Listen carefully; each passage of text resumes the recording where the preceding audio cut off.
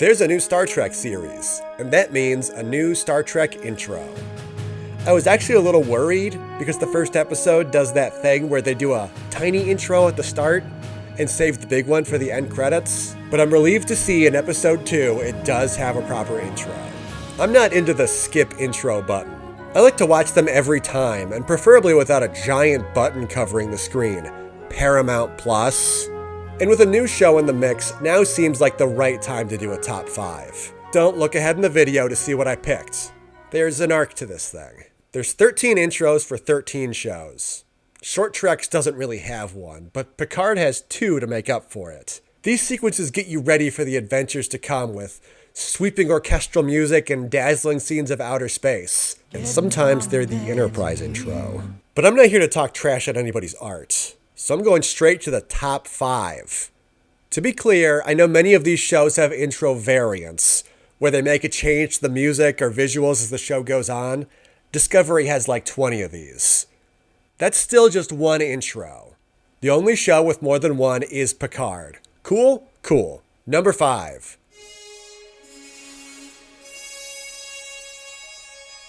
Star Trek Voyager. This is really what it's all about, isn't it? When I think of Star Trek intros, this is exactly what comes to mind. The hero ship cruising through interesting locales in the galaxy, flying through nebulas, riding some planetary rings, all backed up by a gorgeous original piece by Jerry Goldsmith. This intro was so iconic that there was kind of an unspoken agreement that this was the correct way to do them from now on, even though it was really the first of its kind. Well, I guess an unspoken agreement between everybody but Rick Berman. Many of the newer shows use the same intro style that Voyager created, and for good reason. What else can I say? I'm ready for some Delta Quadrant adventures. Number 4 is Star Trek Picard Season 2. The Picard intros are way more abstract than the other Star Trek shows. The show does technically have a hero ship, La Sirena, but I couldn't tell you what it looks like. It's really just one of several locations where the story plays out. So instead of a ship, we're following a shard of glass through all these strange locales that will make more sense as the story plays out, until they eventually reform our boy Jean-Luc. Honestly, I'm not really sure exactly what it is about the Season 2 intro that resonates so much with me. This show has some really strong musical themes that are present here in a really intense way, and the visuals just pull me in. The moment the big Borg ship appears, I'm all the way there. The show has got my attention and I'm locked in. I don't know what to tell you. It just really works for me. Number 3.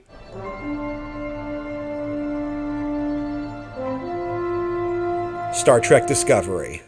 I said something nice about Discovery. I'm in trouble, you guys. First of all, another top-notch theme by Jeff Russo, who also did the Picard theme music. I really dig the schematic motif, particularly on a show where the science element of it is more heavily featured. And as it goes, it weaves in more living elements. It's a really effective abstraction of Star Trek's perfect crossroads of technology and humanity. And it does follow the Voyager format because Discovery is flying through the whole thing. We even get the iconic flyby at the end. What you're seeing is the Season 1 intro, but starting with Season 2, they started making the season-long arcs into mysteries, and the intro would update as more of the mystery was revealed. It was a cool approach, and it means this intro has just a ton of variants. Number 2? Star Trek Deep Space Nine, baby. Oh, that's the good stuff. DS9's intro says, "Our station design is incredible, and you are going to appreciate it." And I do appreciate it, DS9 intro. I do. And I honestly think it has the best Star Trek theme music. Not Jerry Goldsmith this time. It was written by longtime Trek composer Dennis McCarthy, and he absolutely knocked it out of the park. The grandeur of this theme really reinforces how impressive this giant space station is. The intro does make it clear that we're dealing with something on a scale way beyond the Enterprise. But one detail I really like is that the first time you see it, it's really tiny. There's 2 variations of this one. They updated it in Season 4. We'll call them Before Worf and After Worf. Personally, I prefer the music in Before Worf. The single triumphant horn is really powerful. After it was updated, they really cluttered up the composition with extra instrumentation and sped it way up, so it loses a lot of its impact. However, the early version has very sparse visuals. The station is empty. Just circle around and pretend we're in awe of the pylons. Yes, sir. Look, I like admiring pylons as much as the next guy, but that's not what the show is. The station is busy. There are ships docked all the time from all over the place. They really nailed this in the After Worf update. Every shot has some other ship visible. There's a lot going on, which is a great representation of what that show is like. Also, the wormhole opens at the end because the Defiant flies into it. It doesn't just open and close for no reason, which always kind of bothered me. But both versions really sell the once unthinkable promise that there is grand adventure to be had, even if you aren't on a starship. And it really gives the designers and the musicians some much-deserved time in the spotlight. This one just gets everything right. So what could possibly be better than that? It's going to be really exciting because you didn't look ahead in the video, right? It's time for number one. It's been a long road. It's Enterprise. The Enterprise intro is a masterpiece. It is perfectly constructed to get you excited about space travel. Remember, the series started after 14 uninterrupted years in the 24th century. Space travel was old hat at this point. So when the prequel took the timeline back to the first Starship Enterprise, it had to make the very concept of space travel enough to propel the entire series. It did this very effectively by tying it back to NASA and the space programs of today. Enterprise was like a middle point between NASA and Starfleet, where we have a ship that can go 5 times the speed of light, but it still seems a little crazy that anybody is brave enough to fly it. The intro, rather than being about space, is about Earth.